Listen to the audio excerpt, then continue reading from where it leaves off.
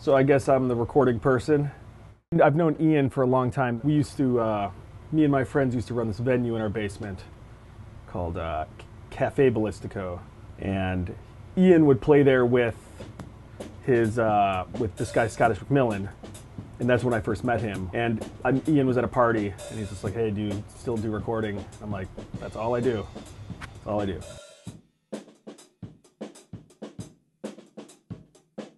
He started by just doing this piano vocal stuff, which I thought was a little too musical theater,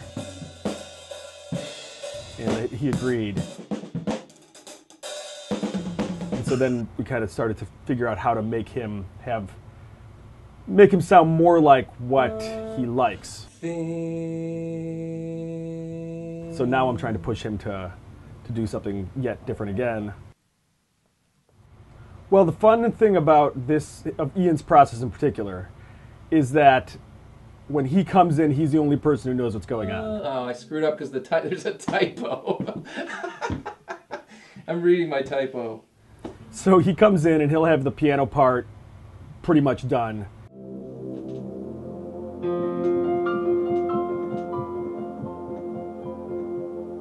Then he'll do a drum track, and then he'll do at least the basic vocals.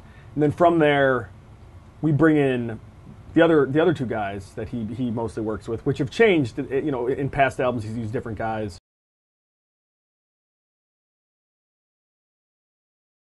When I write at home and record at home, I have a little mixer at home that I basically put my piano and drums and vocals on.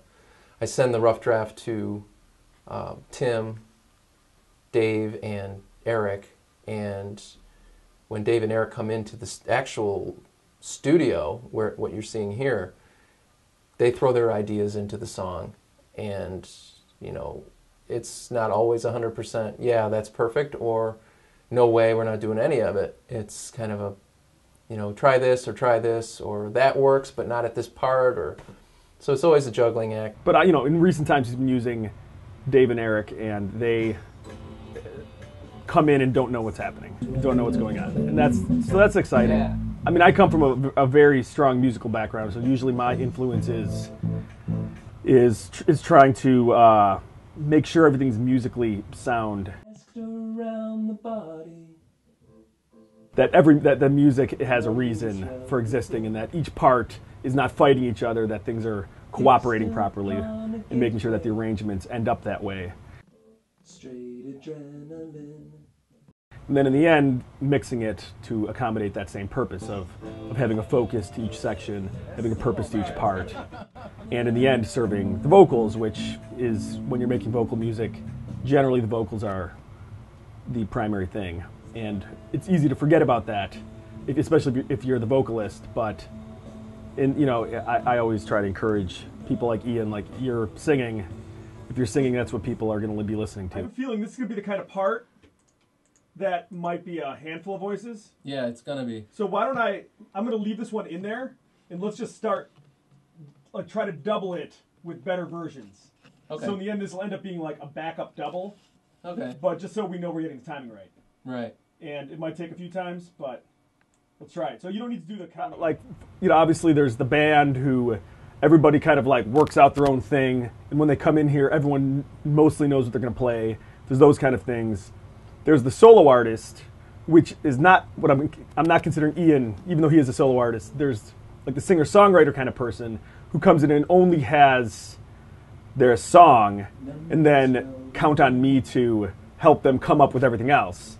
And then Ian's somewhere in between there, where he comes in with most of the parts written by him, in his case, and then brings in a couple guys to flush it out and add something kind of, add an element that's not him, because I think that's important to Ian. And it's important to most songs, is to add more than one brain. Good. All right, let's move on. Cool. Ian's process goes really smoothly, and actually we cranked it to the fact that we can crank out a song in more or less like 5 sessions or so, like 5 medium sessions. That's pretty impressive, but a lot of that's because he put so much work in ahead of time. Ian's pretty set on what the basic part is. He's also pretty flexible as to how everything's going to change with other people. And so that in that case, for me, it's kind of easy.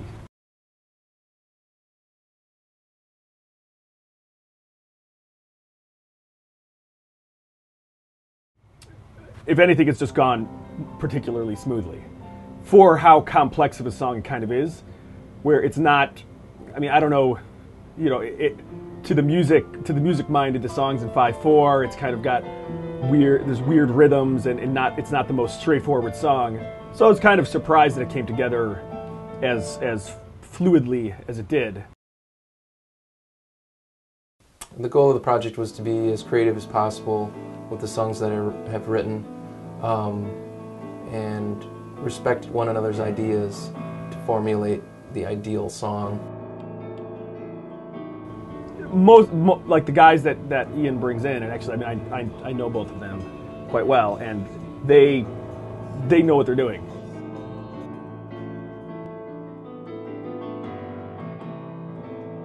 They contribute to the fluidity in a way which I'm just no longer surprised at.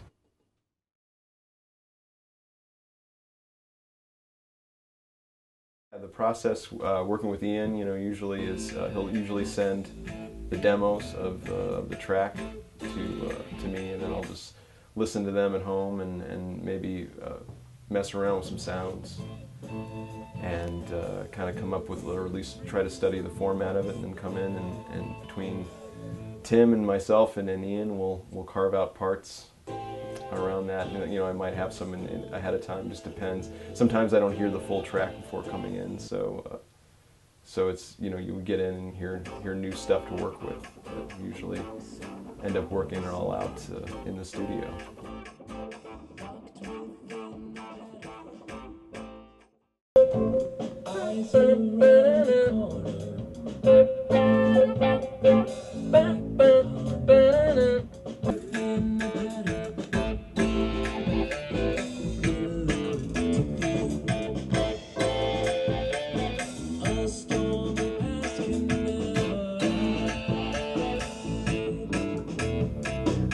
I enjoy doing this with Ian and Tim. It's always fun.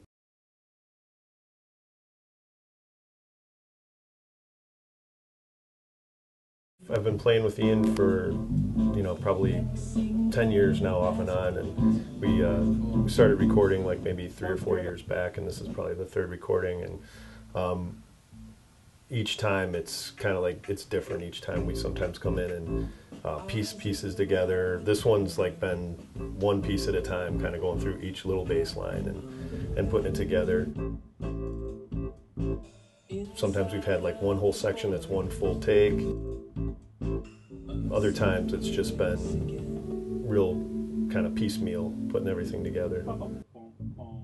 But it's a lot of fun. I mean, I get a lot, you know, a chance to actually play whatever I feel like playing, and then they put in, you know, Tim's great with giving input on, you know, harmonic qualities that we're going to add to the song, and I get to play, you know, things that are different than Brown Eyed Girl and that kind of stuff that I'm used to doing on the weekend. I get to come here and kind of be crazy for a little while and try different basses, you know, if it's the fretless bass or if it's the 7-string bass I played on the first recording. That was kind of fun. But yeah, it's been a lot of fun. Yeah, you know what? He sent me the file, you know, a real rough file, and then I'll listen to it. And sometimes I'll try to get like an idea on a certain section that I want to play. This particular song, I listened to it, but I didn't try playing along with it at all. Because sometimes, you know, if I don't have something that really comes to me right away, I like to just kind of go in and, you know, piece it together and see what happens. But yeah, this particular recording was a little bit different. I had less ideas coming in than I probably usually would. I just got it like last week, so I've listened to it pretty much and then just tried to come up with some ideas. But yeah, it's a little unique in that sense. Keep that going there. Yeah. An ostinato. Yeah. Where's your drummer? Are you supposed to know those words? Yes, yeah, man. Because you're kind of. so far so good. I mean, we're really piecing it together, but it's a lot of fun to get together with both of them and get creative and then let them give me feedback so they can like kind of keep the reins on. I don't play too much, or they let me play way too much and then they cut half of it out, and that's okay too. But I like to see what Tim comes up with because he's really great at just finding the parts and making me sound good. I don't really like Ian. He's kind of a, no, I like Ian. He's great.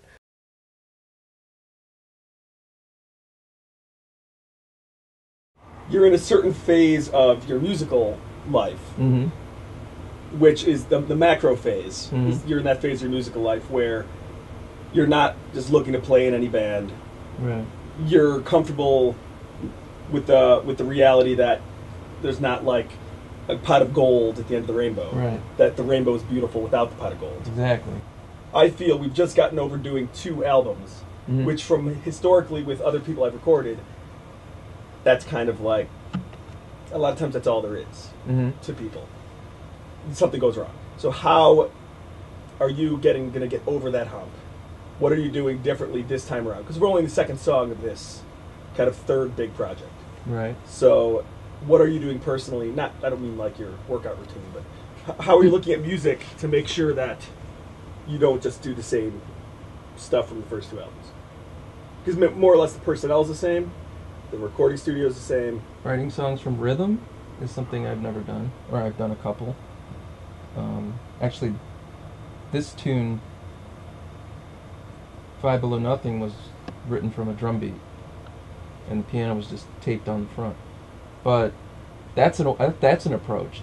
Having Dave do a guitar part and just singing with that, with keyboards like not even in it, or you mentioned an a cappella song. That would be very cool.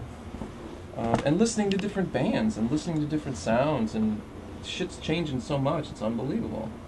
New bands and stuff, and technology. So all that can be incorporated into something different. But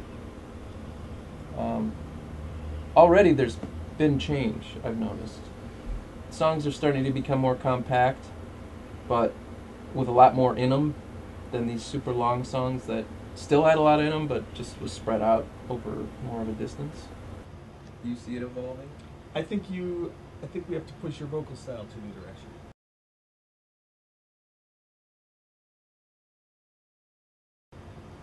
Cool. So I think that we did that when you first came to me. You were Yeah. singing like you were on Broadway. And I was I like, remember. this is not what you're trying to make. And then we came up with your current vocal style. But now I wonder if you're getting tired of that. If you write a song with piano or write a song with drums, it's going to be predominant because it's writing the song. You know what I mean?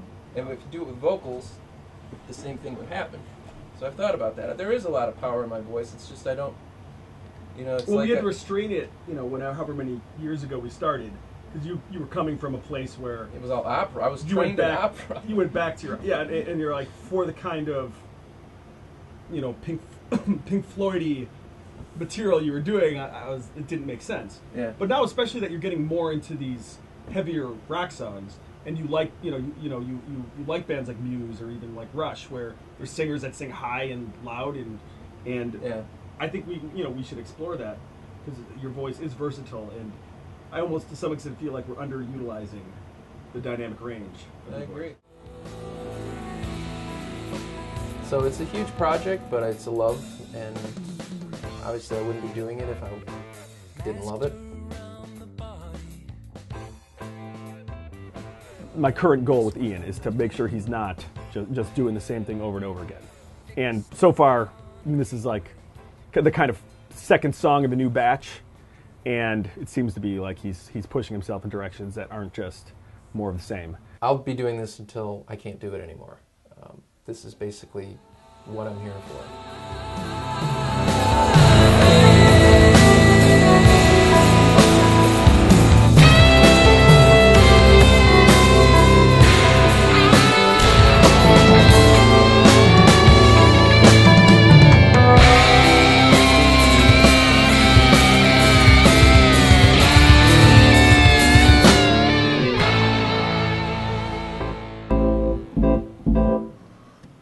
Perfect. That's all you needed.